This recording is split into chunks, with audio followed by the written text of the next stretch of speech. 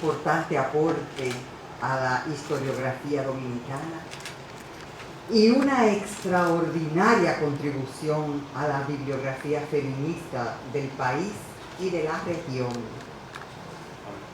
La presentación de evidencias, la muestra documental ubicada en el tiempo y en el espacio y su conexión con la realidad social, con los procesos económicos, políticos y sociales que caracterizaron cada etapa, constituye un valioso aporte al hacer historia desde el margen, desde lo que no se ve, desde lo que se trivializa.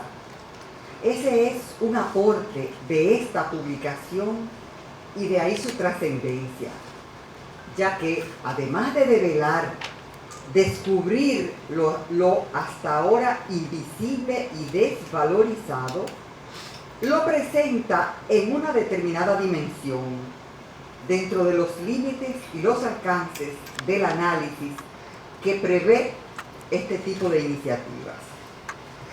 Los dos tomos de los 100 años efectivamente permiten identificar los enfoques desde los cuales se ha expresado y se ha analizado la participación de las mujeres, su ámbito de actuación y su trascendencia.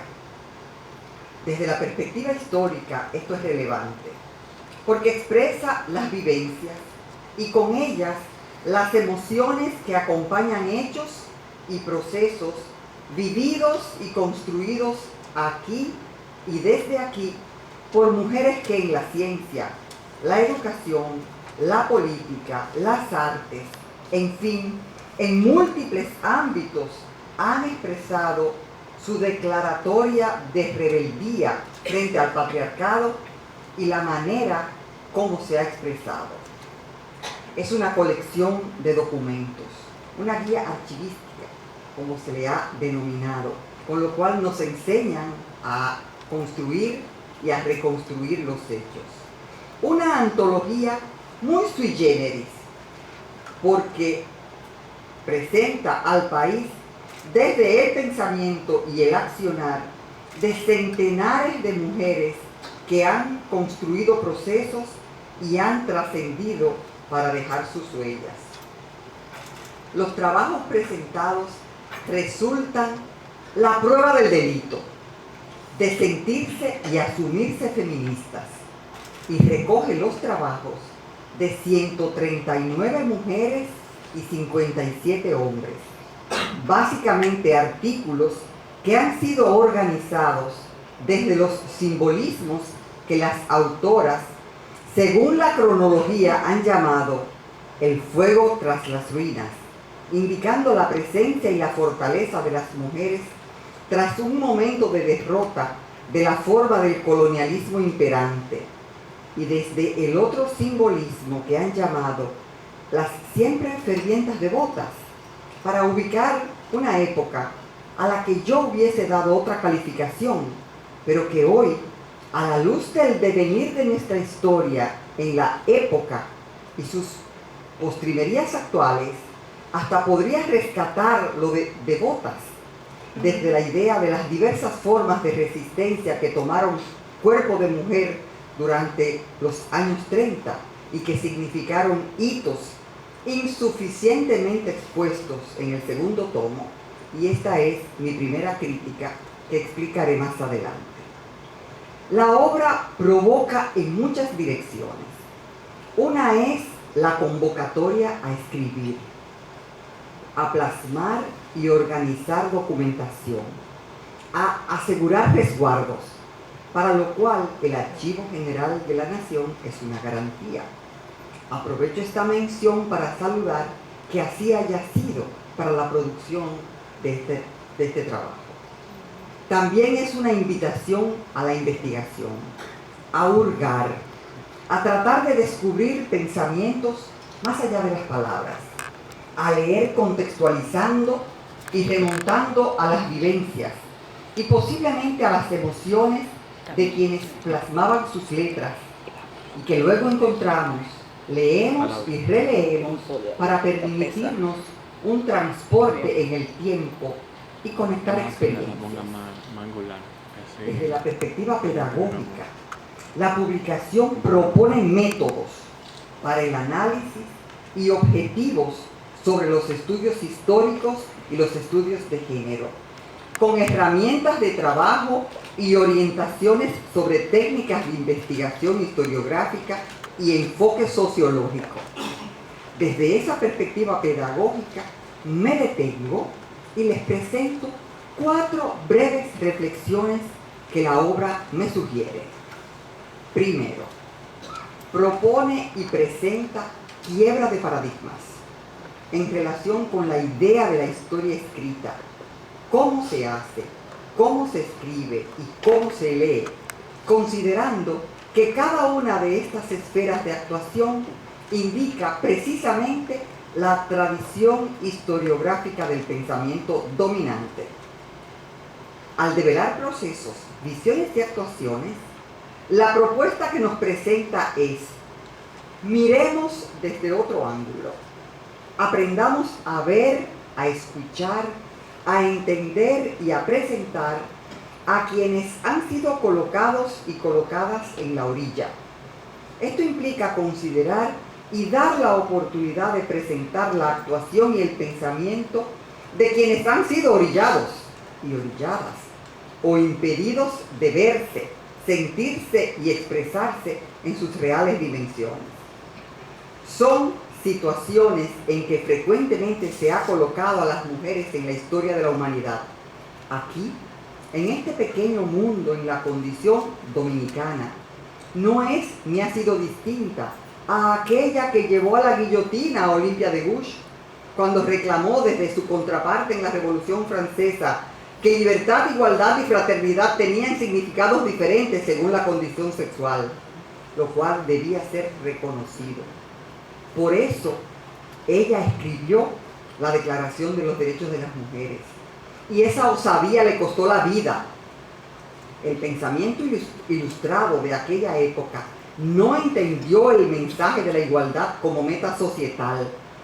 Hoy, más de 200 años después, sigue sin entenderse o asumirse y continúan formas diversas de resistencia. En las ciencias, aún en las ciencias sociales y más todavía en la política, que es donde se toman las decisiones. Volviendo a nuestras tierras y salvando las distancias, no solo geográficas, observamos que no han sido diferentes los tratamientos a nuestras mujeres que en la Francia revolucionaria llevaron a la guillotina a Olimpia, y aquí a María Trinidad Sánchez al pelotón de fusilamiento, tal vez no por feminista declarada, pero seguro que no fue por tía de Francisco. De ahí que tiene sentido recordar a las madre patria, que no solo padres de la patria, pero somos nosotras las mujeres quienes tenemos que decirlo y mostrarlo. Por eso son mujeres quienes hacen el rescate del regalo que hoy recibimos de manos de Gineta, de Elizabeth y de April. Es el valor del develamiento que permite visibilidades, percibir comportamientos y producir análisis desde la diferenciación de sujetos según condición social y sexual. Ahí se expresa la ruptura del paradigma. Segundo, autonomía.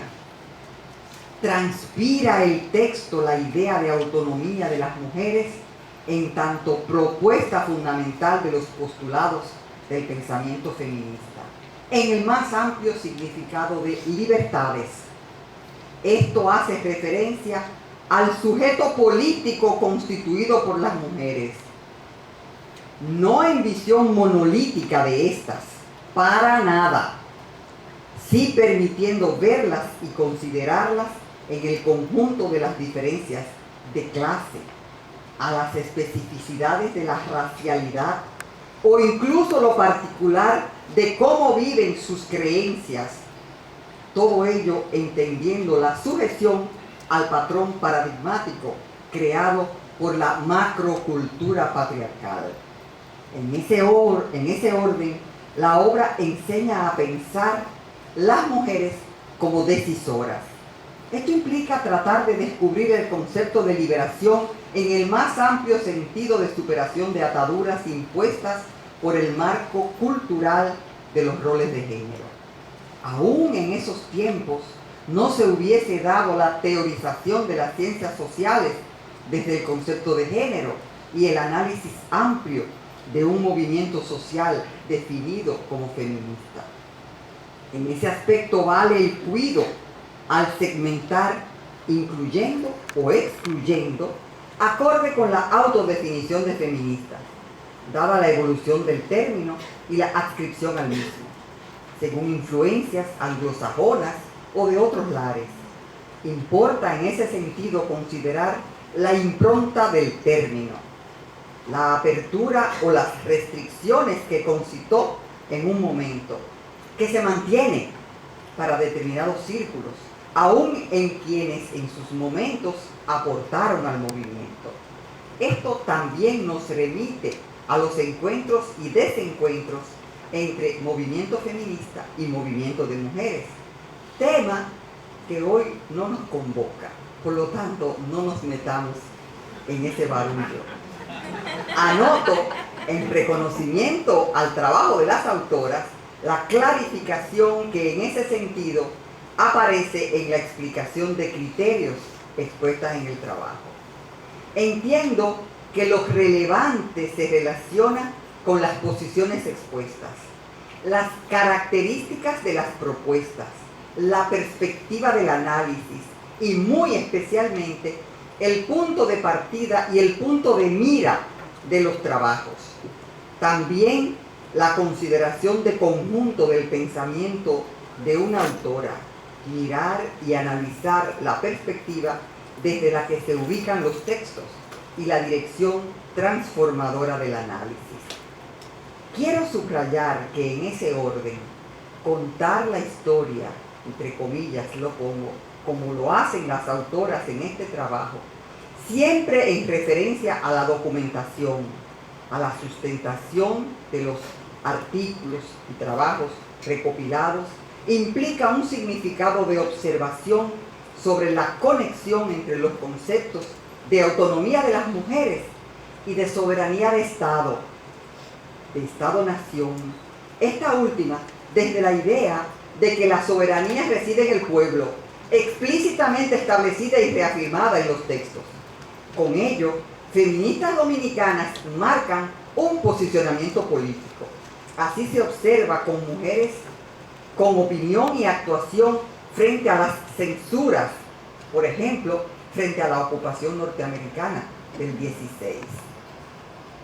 Tercero, racialidad.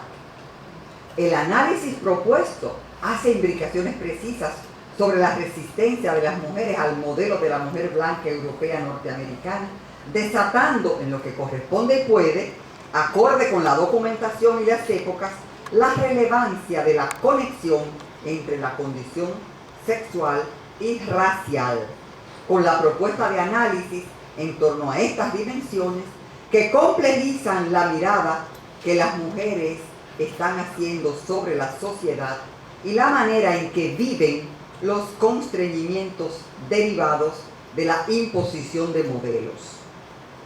Cuarto y último, el anticolonialismo, presentando también la rebeldía de las mujeres ante los poderes coloniales que, como se señala en la presentación, sitúan las autoras los trabajos entre los enfrentamientos bélicos del pueblo dominicano ante los poderes colonialistas, subrayando la relación entre pensamiento y acción como las expresiones políticas de trascendencia histórica.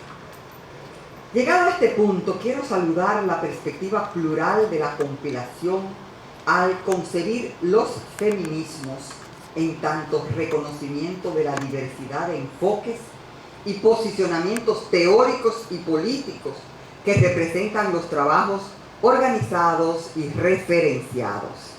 En ese orden, y también desde la perspectiva pedagógica, podríamos conversar un poco sobre los posicionamientos de los trabajos que han sido rescatados y organizados en esta publicación para referir a análisis sobre feminismo liberal y feminismo radical, para referir a solo dos tendencias históricas, pero eso implica un mayor tiempo que tampoco tenemos esta noche.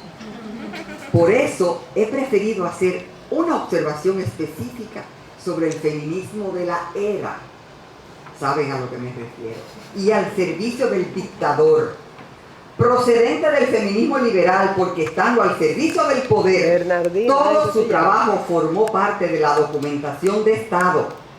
Era fácil recopilarla y por tanto accesible. Este feminismo estuvo al servicio de la opresión política, económica, social y cultural. Significó para ella favores y protección por parte de la dictadura.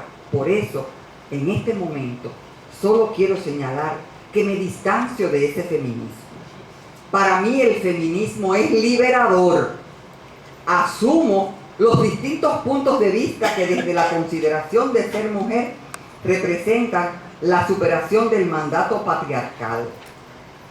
Pero me posiciono en un análisis de la época que da relieve a la conexión entre capitalismo y patriarcado. No es el momento ni el espacio para plantearnos un debate conceptual sobre esto, tampoco. Y para eso se me ha invitado en este momento.